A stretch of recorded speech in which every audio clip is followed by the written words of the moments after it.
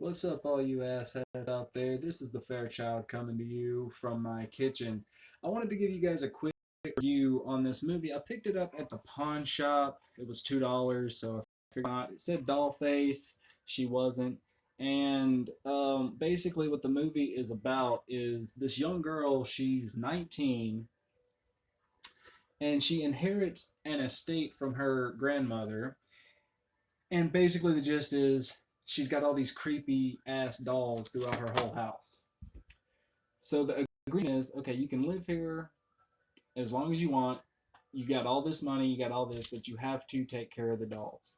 You have to every day take time up with each and every one of these dolls and never look them in the eyes, right? But here's the thing, they never really follow up on why not to look in the eyes because she never does. Freaky stuff just starts happening anyway. But there's a little irritation with me with this movie because from the moment you see this girl, one, she can't act. Two, the movie, every time she's talking to another character in the film, her mouth does not move, like at all. They do not go into the explanation as to why not until the like last 30 seconds of movie, and they're like, oh, let's fart shit this sentence out real quick and add that little bit so that they understand now why her mouth wasn't moving, but people could perfectly understand her and she was carrying on conversations. But What is the reason? I gotta ask. What is the reason? I'm holding camera on this one. What is the reason? You got me curious because I haven't seen this. The reason is because she is merely just a puppet on the strings, and nobody's working her mouth. So the cover here basically gives it all the way because there's strings attached to her mouth. But go on, basically, sir. yes. And so the whole movie, even though she's talking to people, she's talking to them, but the way the dialogue comes across, you never know when she's actually just inner monologuing because she does that throughout the film too, and you never talking out loud. So the whole thing is just really confusing at that point. And basically, again, she never looks any of these dolls in the face. That line is never followed up on. None of these dolls end up possessed or anything like that. She just ends up having a series of really creepy dreams about the dolls. And then at one point in the movie, the girl gives a lot of probably the worst fake orgasm faces I've ever seen while she's asleep. This girl's supposedly a virgin. And she's asleep, and one of the dolls pulls a haunted house on you and eats her out.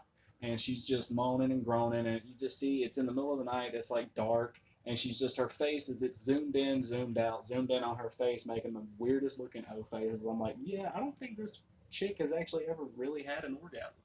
I think they honestly got a virgin for this movie. But, anyways, so the two antagonists of this movie, the guy on the cover there, he is a prisoner covered in tattoos. He's literally just this carny dude who's he tells that he's the one who basically tells her, okay, you won this estate and all of this shit is yours. Don't look the dolls in the eyes. Fuck me later. And then like that's it. And you don't really hear much from him later. And then there's this dude in a top hat and a weird carny outfit, red hair, and bald head. He looks like a redheaded Danny DeVito if Danny DeVito couldn't act and was a little taller. Anyways, so these two basically have been scheming and plotting this whole time. Like, yeah, we're gonna screw this girl over and take all of her stuff, and none of this is gonna make any sense because the reason is that we gave her all these dolls, and as long as she thinks she can't look those dolls in the face, then she'll get all freaked out and have weird, freaky sex dreams about them. Like, and then she'll lose her mind and we'll be like, we played you and now we've got you to sign over your fortunes and blah, blah, blah, blah, blah. And it's retarded and it makes no sense. And there's nothing scary in the movie at all.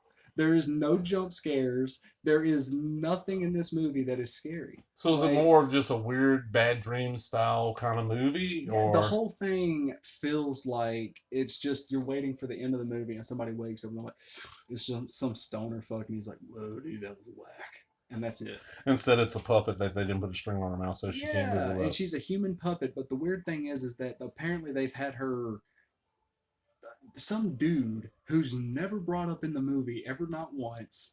And all of a sudden, at the end of the movie, they've like, we've got you, and we've got your lover too. And it's just this dude sitting there, all like a doll and stuff. I'm like, who the fuck is he? You're introducing with 4 minutes and 47 seconds left on this clock. Now they couldn't get Chucky or somebody. Can you get a name doll? They did G.I. have Joe? the Three Stooges on a shelf. Oh, like was it the tall ones, like the Mingo style ones with the cloth outfits? I would say from the top of that shelf to the ceiling, about that. Okay, so that's the big ones. Okay, yeah. okay. It sounds interesting. I'm gonna probably borrow this from I had you. a lot of you're welcome to. I had a lot of fun watching it just because the whole thing to me was just like, what is this movie about? Where is it going? Why isn't this bitch talking? Yeah. What's up with that doll dream? What's up with the dude at the end? What's up with these two mastermind people who have been manipulating this time supposedly undercover? Like, what is going on?